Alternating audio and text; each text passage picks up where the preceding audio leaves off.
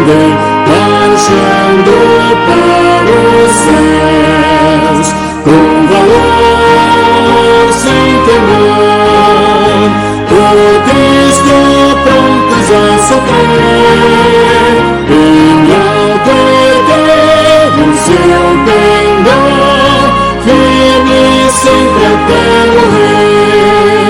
Transformado já terríveis batalhões do grandioso dragão, revelai-vos hoje, bravos campeões, avante sem temor, com valor, sem temor, por Cristo prontos a sofrer, bem alto erguer o seu pendor, firme sempre até morrer.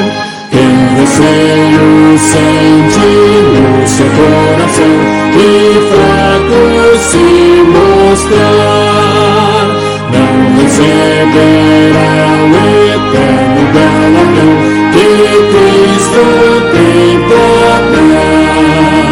Com valor, sem temor, por Cristo prontos a sofrer, bem alto erguer o seu pendor, firme sempre até morrer.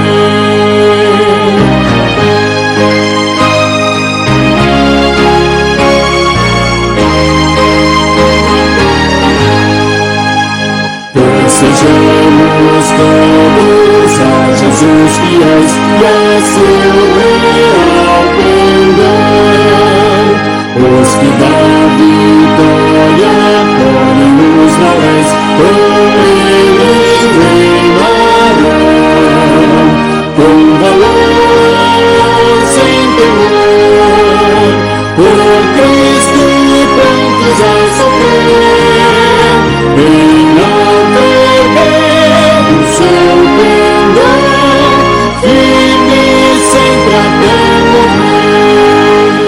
Bom dia, meus queridos, graça e paz do Senhor, mais uma vez reunidos aqui para estudarmos a Palavra de Deus, dando continuidade aí à nossa escola dominical, a nossa estudo da carta de Paulo aos Coríntios, né? Primeira epístola de Paulo aos Coríntios. Já estudamos 2 capítulos, agora nós vamos partir para o 3º capítulo. E eu gostaria de, antes de iniciarmos, que nós fizéssemos aí uma oração, né? Convido você a curvar a sua cabeça, vamos orar pedindo a orientação de Deus e também discernimento da sua palavra. Pai amado, nós lhe somos gratos a Deus porque o Senhor um dia nos deu a oportunidade de estarmos mais próximos de Ti, ó Deus. O Senhor nos escolheu, o Senhor nos resgatou e o Senhor tem um propósito na nossa vida, Pai, e isso muito agrada o nosso coração, ó Deus. Queremos agradecer a Deus por essa noite que já tivemos de descanso, por esse dia que se inicia, esse dia que é do Senhor, ó Pai. E queremos lhe pedir, ó Pai, que o Senhor esteja nos orientando, nos dando discernimento a respeito do que a Sua palavra tem para nos dizer nesse estudo dessa manhã, ó Pai. Nós queremos lhe agradecer pela oportunidade de estarmos estudando essa carta de Paulo aos Coríntios, ó Deus, um livro tão precioso que tem falado muito aos nossos corações. Esteja com cada irmão que está aí do outro lado da telinha, ó Deus, e que aqueles que porventura não estiverem, não ouviram ainda, que possam ter o desejo, ó Pai, de poder estar estudando também essa carta tão preciosa. Muito obrigado, Senhor, essa é a nossa oração em nome de Jesus. Amém. Então, como eu disse, hoje é o capítulo de número 3, né, que provavelmente na sua Bíblia tem um texto em negrito aí que fala sobre as dissensões que demonstram a falta de espiritualidade, né? Então, vamos à leitura do texto. Eu, porém, irmãos, não vos pude falar como espirituais, e sim como carnais, como crianças em Cristo. Leite vos dei a beber, não vos dei alimento sólido, porque ainda não podeis suportá-lo. Nem ainda podeis, porque andais, ainda sois carnais. Porquanto, havendo entre vós ciúmes e contendas, não é assim que sois carnais e andais segundo o homem? Quando, pois, alguém diz, eu sou de Paulo, e outro, eu de Apolo, não é evidente que andais segundo os homens? Quem é Apolo? Quem é Paulo? Servos por meio de quem crestes, e isto conforme o Senhor concedeu a cada um. Eu plantei, Apolo regou, mas o crescimento vem de Deus. Ora, o que planta e o que rega são um, cada um receberá o seu galardão segundo o seu próprio trabalho. Porque de Deus somos cooperadores, lavoura de Deus, edifício de Deus sois vós. Segundo a graça de Deus que me foi dada, lancei o fundamento como prudente construtor, e outro edifica sobre ele. Porém, cada um veja como edifica, porque ninguém pode lançar outro fundamento além do que foi posto, o qual é Jesus Cristo.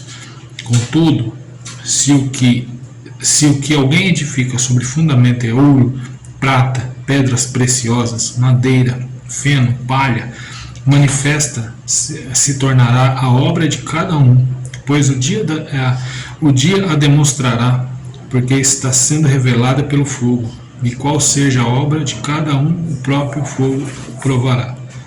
Se permanecer a obra de alguém que sobre o fundamento edificou, esse receberá galardão. Se a obra de alguém se queimar, sofrerá ele dano, mas esse mesmo será salvo, como que através do fogo. Não sabeis que sois santuários de Deus e que o Espírito de Deus habita em vós? Se alguém destruir o santuário de Deus, Deus o destruirá, porque o santuário de Deus, que sois vós, é sagrado. Ninguém engane a si mesmo. Se alguém dentre vós se tem por sábio neste século, faça-se estulto para se tornar sábio. Porque a sabedoria deste mundo é loucura diante de Deus, porquanto está escrito, ele apanha os sábios na própria astúcia deles.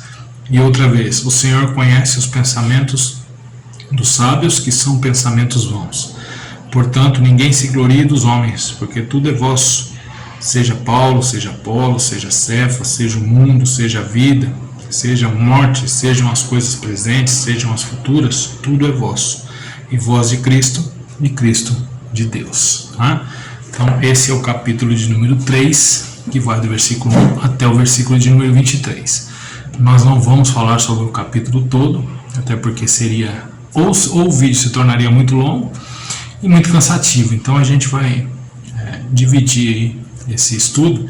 Provavelmente hoje nós iremos até o versículo de número 4, tá? Que é a primeira perícope desse estudo, porque na realidade nesse capítulo o apóstolo Paulo fala sobre a igreja, né? Falando sobre a igreja, ele traz aí algumas imagens da igreja, né?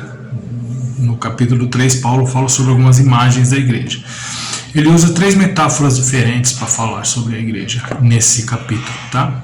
Ele fala sobre família, ele fala a igreja como uma família, a igreja como um campo e a igreja como um templo, né? Acho que você conseguiu de repente identificar aí a leitura desse texto, né? Dentro do que nós lemos consegui identificar essa divisão dentro do texto que nós lemos, tá?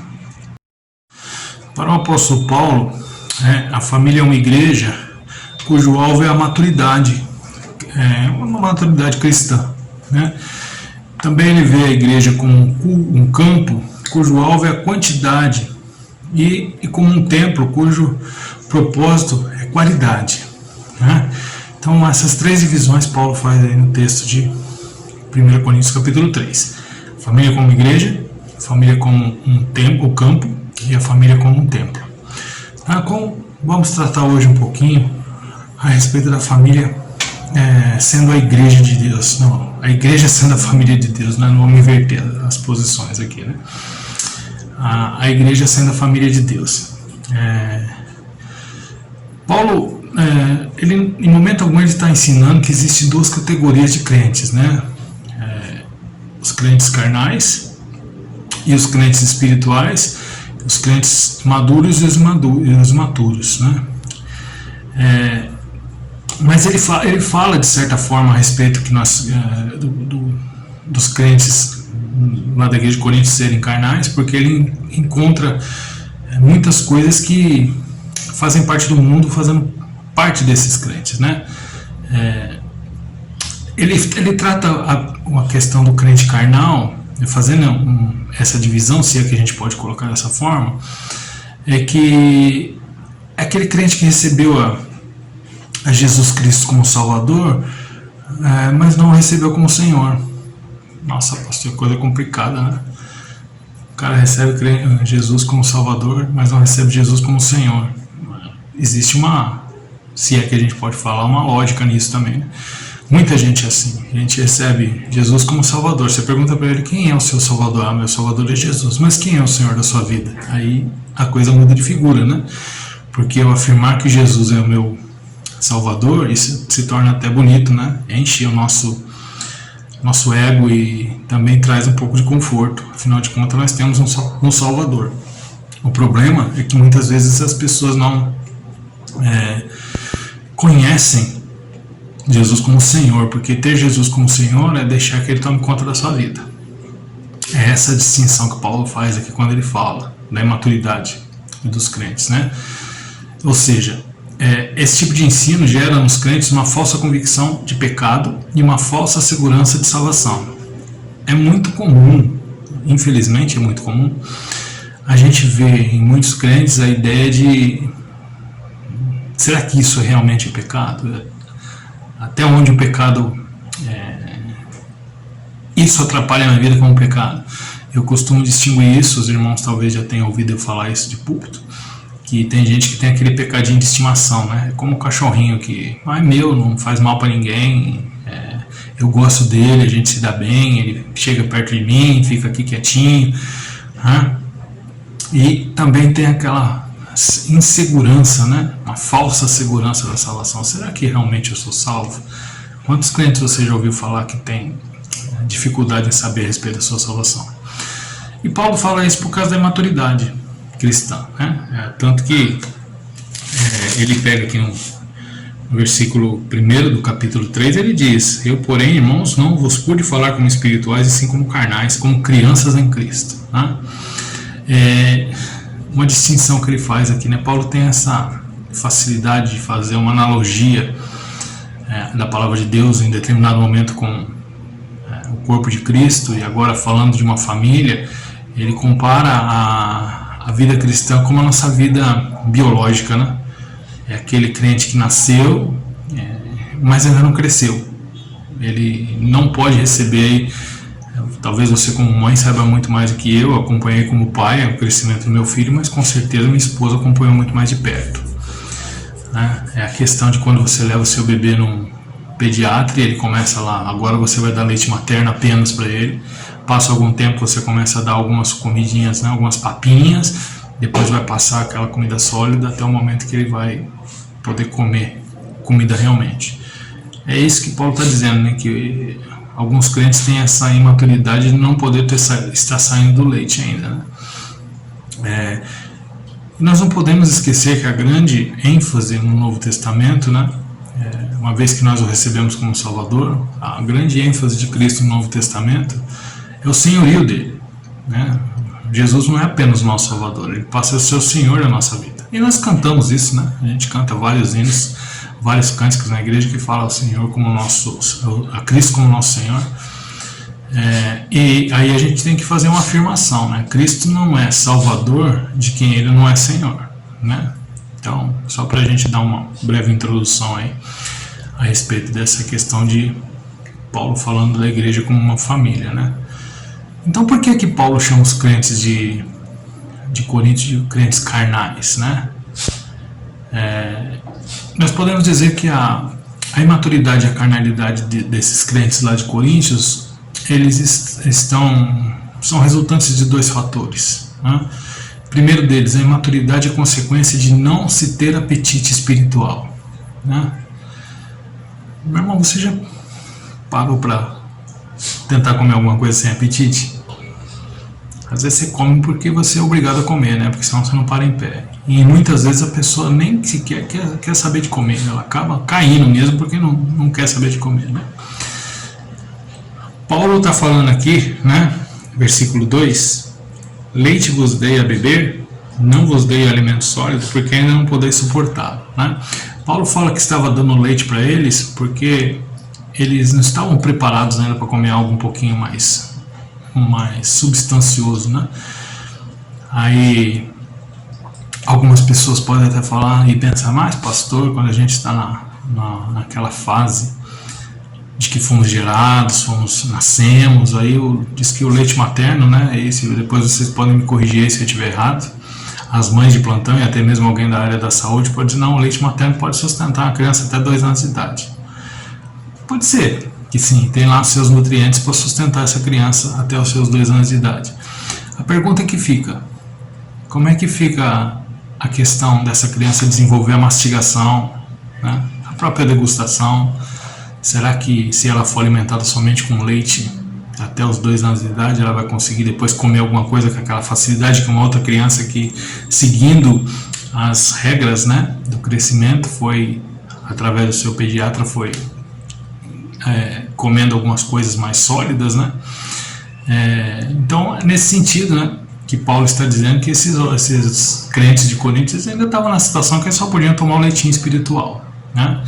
Paulo fala que está dando leite para eles porque eles não podem comer o alimento sólido. Há alguns que pensam que a diferença entre leite e a carne é algumas pessoas da igreja podem receber determinado tipo de ensino e doutrina, enquanto outras não.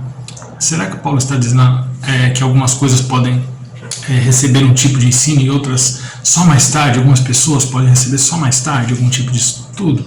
Não é isso que Paulo está dizendo, né?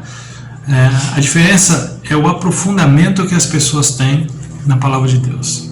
É incrível, né, como às vezes você vê pessoas que se achegam à igreja, pessoas crentes que às vezes buscam o conhecimento, buscam se aprofundar na palavra de Deus, e às vezes pessoas mais novas de igreja e até mais novas de idade, apesar que a idade física não quer dizer muita coisa, porque às vezes a pessoa pode ter 70 anos de idade e ainda não ter nem 2, 3 de espiritualidade, né, de vida espiritual, e outros podem ter apenas 15, 16 e já ter uma profundidade maior, talvez um pouco mais de idade, né? Desde os 15, 16 é mais difícil, mas existe. É interessante quando às vezes a gente vê, e essa semana fui procurado no meu WhatsApp, né? Uma pessoa me procurou, não convém citar nome, porque não é da igreja, também não tem autorização da pessoa para citar o nome dela, mas ela me chamou falando assim, é da igreja presbiteriana? Eu estranhei, né, porque o meu WhatsApp ele é pessoal, mas eu disse, sim, eu sou pastor da igreja presbiteriana. Ele falou, eu sou crente há muito tempo já, eu vim da igreja pentecostal, citou a igreja, também não convém eu falar o nome aqui, mas ele disse assim, e eu comecei a ter o desejo de procurar um pouco mais algumas coisas na Bíblia.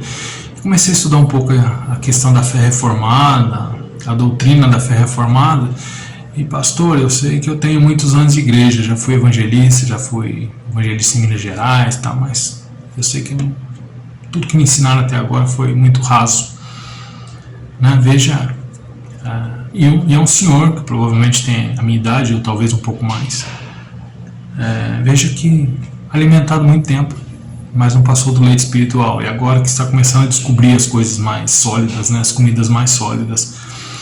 E às vezes a gente tem pessoas que se aproximam da gente, jovens aí de 18 a 25 anos, que vêm com uma sede imensa de saber o que são as coisas espirituais mesmo. Esses são aqueles que se diferenciam desses que não podem, não podem ser chamados de crentes espirituais, assim, ainda mais carnais, porque ainda tem um discernimento muito raso, né? Muitas vezes você ensina as mesmas doutrinas para uma classe de criança e para uma classe de doutorado, né? Não, na realidade não existem, é claro que dentro de uma linguagem diferente, mas não existem doutrinas secretas destinadas aos iniciados e aos experimentados, né? É claro que existe uma diferença aí da gente tratar a situação, né?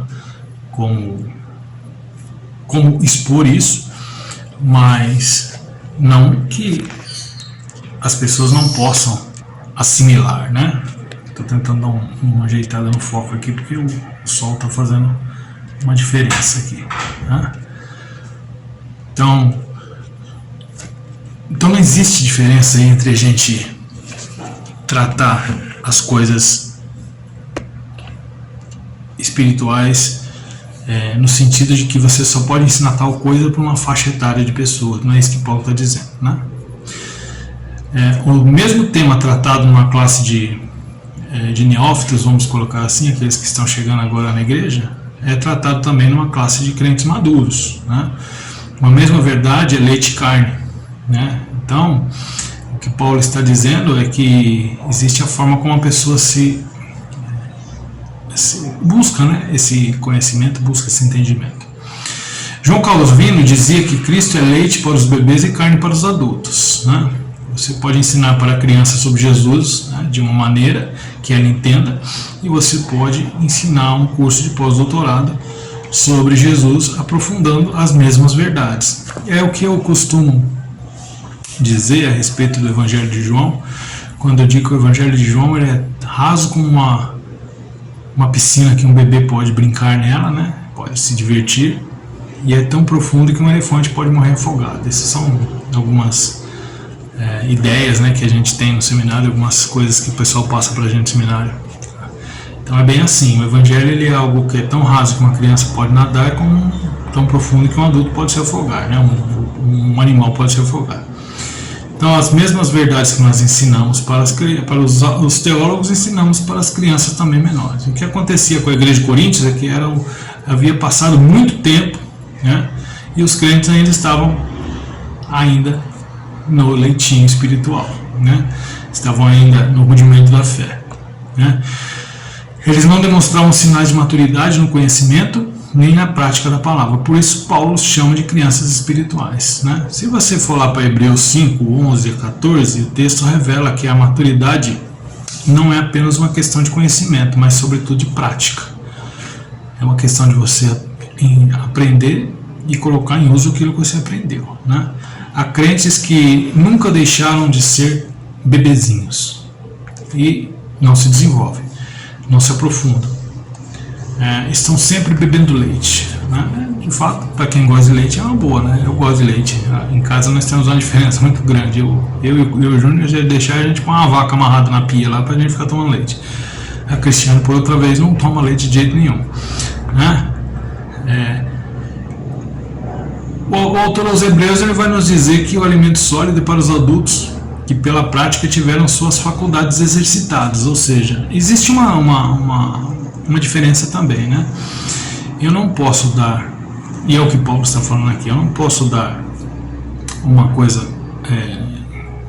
que tem substância, como diz o outro, né? Que uma coisa mais difícil de se mastigar, uma pessoa que está acostumada a tomar somente leite, porque senão ele pode passar mal, né? Pode haver aí uma dificuldade muito grande para ele. Primeiro, ele não vai conseguir digerir aquilo, né?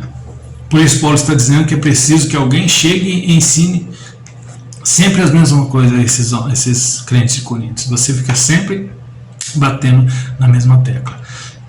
Quando eu estava estudando o texto, quando eu estava pensando nessa lição, me veio na cabeça, não sei se os irmãos já passaram por essa circunstância, eu já em algumas igrejas que eu passei. É aquela igreja que se o pastor fizer o apelo lá na frente, o crente vai lá 10 vezes. O mesmo crente vai lá 3, 4, 5, 10 vezes. Se o pastor falar para alguém aceitar Jesus 10 vezes, a pessoa vai lá e aceita. Porque ainda não entendeu, ainda não digeriu ainda o que é o Evangelho, né? O crente maturo está sempre empolgado com o leitinho, porém não demonstra interesse em se aprofundar na palavra. Porque, na realidade, se aprofundar na palavra dá trabalho, né? Você parar para ler um bom livro, para te dar um conhecimento a respeito do que a Bíblia está dizendo. Não que a Bíblia precise ser interpretada por um outro livro, mas existem bons livros que nos ajudam, especialmente bons comentários, né? Que nós, como vamos estudar, quando nós vamos dar aula, a gente sempre procura um bom comentário reformado para a gente poder estar trabalhando em cima dele para poder dar aula, porque não é simplesmente a gente ler e falar o que a gente entendeu. A gente precisa buscar um conhecimento maior, né? Então, um crente imaturo sempre empolgado com o leite, porém não demonstra interesse em se aprofundar nessa palavra. Ele não tem apetite pelo alimento sólido. Enquanto ele puder beber o leitinho ali, ele vai bebendo, só que aquele leitinho vai chegar uma hora que ele já não tem mais, não vai dar sustento para o tamanho do corpo que ele já tem, né? Não tem prazer, esse crente que faz esse tipo de coisa, ele não tem prazer na lei do Senhor, né? E nem em crescer nos seus estudos, né? Então, o apóstolo Paulo aqui, primeira coisa que ele está falando, né, quando ele fala a respeito dessa imaturidade, é consequência de não ter apetite espiritual. A segunda coisa que ele diz é que a imaturidade é consequência dos relacionamentos mal orientados. E o apóstolo Paulo depois ele vai tratar, né, algumas coisas sobre a responsabilidade daqueles que ensinam, né? Então essa questão da imaturidade ser consequência dos relacionamentos mal orientados, a imaturidade é conhecida quando crentes deixam de viver em união para fazerem partidos dentro da igreja. Nós já falamos sobre isso, né? Quando a gente fez aquela analogia dos que dizem ser de Paulo, outros de Apolo, outros de Cristo, né? E outros de Pedro, e faz essa distinção dentro da igreja. Versículos 3 e 4 nos mostra isso, né? Versículos 3 e 4 diz assim: porque havendo entre vós ciúmes e contendas, não é assim que sois carnais e ainda segundo o homem? Quando, pois, alguns dizem, eu sou de Paulo, outros eu de Apolo, e não é evidente que andais segundo o coração dos homens, né? Segundo o que os homens dizem, né? A imaturidade é conhecida quando os crentes deixam de viver em união para formarem partidos dentro da igreja.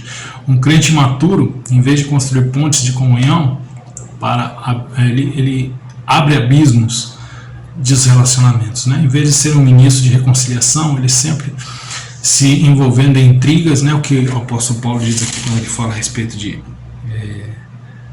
havendo entre vós ciúmes, contendas, né? Triste, né, meus queridos, quando a gente vê isso dentro da igreja, né? As pessoas parece que vai mais para o lado das coisas que enchem o coração, né, e levam para o lado pessoal, buscam contendas dentro da igreja. Isso é muito triste quando a gente vê dentro da própria igreja pessoas que ao invés de remar para o mesmo lado, né, falar a mesma língua, ficam aí se degladiando por causa de contendas e fofocas, né? Então, Paulo usa uma palavra para dizer aos crentes como crianças. Essa palavra é népios, né? Para designar o crente de Coríntios como criança. E ele também diz que o cristão carnal é aquele cuja vida não é dirigida pelo Espírito Santo, aquele que não discerne todas as coisas espiritualmente, né? Triste a gente vê que às vezes dentro da igreja tem crentes que querem discernir as coisas pelo lado carnal. Talvez ele se refira ao fato de eles provocarem essas divisões dentro da igreja, né? Seguindo líderes humanos, não discernindo a vontade de Deus ao utilizar diferentes instrumentos de sua obra, né? Quando a gente pensa na igreja como corpo de Cristo, aí fazendo aquela analogia que Paulo faz a respeito do corpo de Cristo, a gente vê que somos todos membros de um corpo só e que um membro depende do outro, mas um membro tem que andar em harmonia com o outro, né? E o que Paulo está dizendo aqui a respeito dessas divisões é quando um crente começa a seguir um determinado líder, outro crente começa a seguir outro determinado líder. Eu imagino que talvez a igreja de Coríntios fosse uma igreja grande, porque para ter tantos líderes assim, para que o povo ficasse dividido, né? Mas isso não é difícil de acontecer, né? Às vezes a gente vê, por isso que eu sempre gosto de enfatizar que nós devemos falar todos a mesma língua, especialmente quando fala de liderança, né? Se nós não falarmos a mesma língua, pode acontecer isso, porque toda igreja é constituída aí de crentes espirituais e crentes carnais no sentido do seu crescimento, né?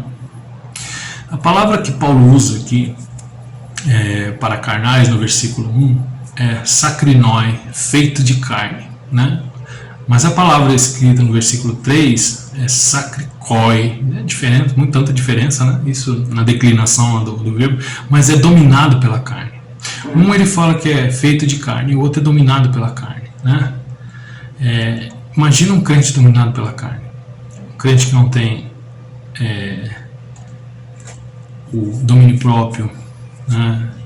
E, gente, como é triste a gente ver crente dominado pela carne, né? Se a primeira palavra, quando ele diz que é feito de carne, eram carnais porque não haviam crescido por falta de conhecimento, né, de alimento sólido, na segunda palavra é na censura moral. Eles eram carnais porque andavam segundo a vontade da carne, né? E esse acho que é o mais perigoso, né? Aquele que não cresce porque não buscou o alimento espiritual, que é o feito de carne, esse daí talvez seja mais fácil de lidar do que aquele que é o crente que vive na vontade da carne, né? Me permitam aqui dar um exemplo.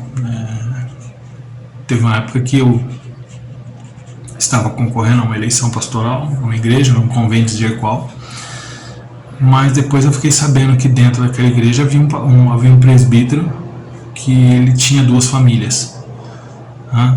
Era um presbítero que tinha 2 famílias, casado, com filhos, e tinha um amante com filhos também.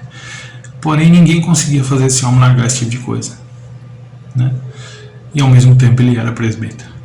Então eu fiquei pensando comigo, bom, meu nome nem seguiu na lista dos concorrentes, foi lá lançado, mas quando houve a triagem, não me chamaram para concorrer, mas eu não sei se eu iria, porque assim, talvez devesse ir para tentar corrigir o problema, porém é comprar uma briga muito grande, né?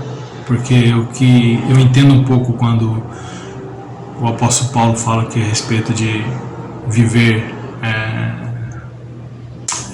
a vontade da carne, é porque isso cria raiz, né? O crente carnal, porque ainda não cresceu, você consegue lidar com facilidade, uma certa facilidade.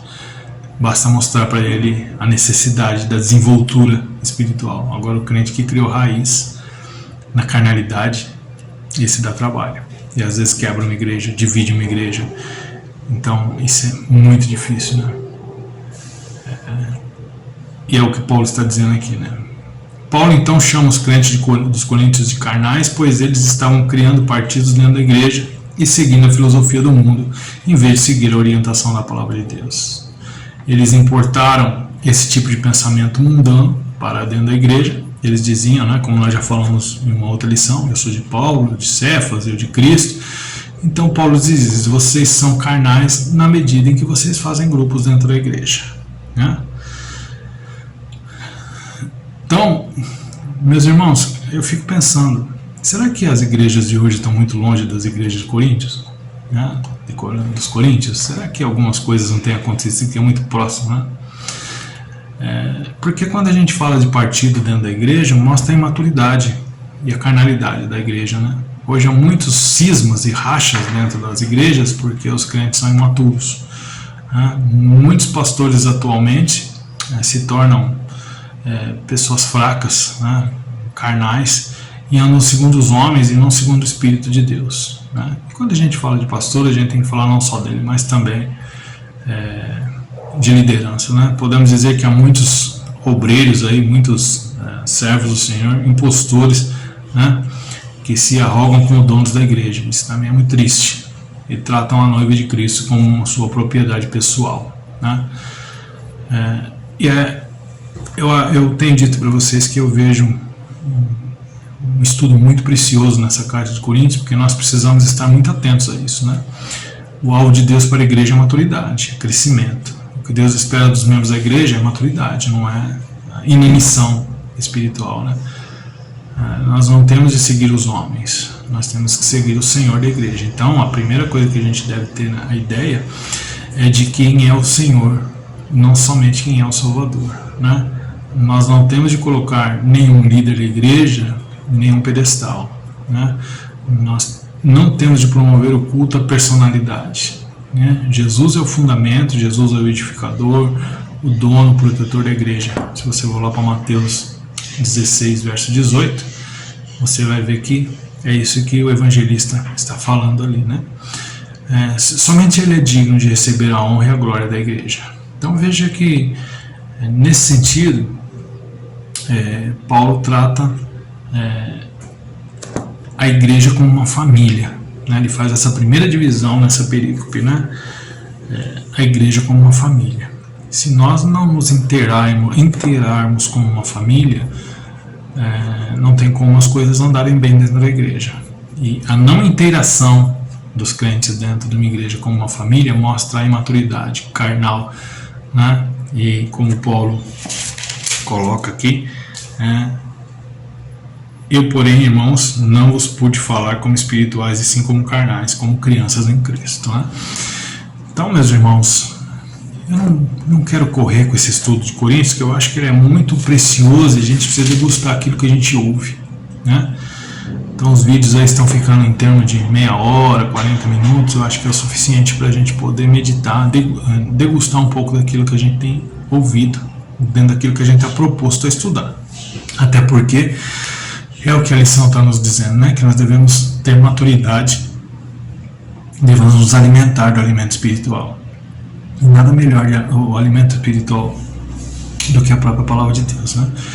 Então que nós tenhamos esse discernimento a respeito de que a igreja deve ser vista no parâmetro de família, né? É isso que Paulo está dizendo nesses 4 primeiros versículos aí.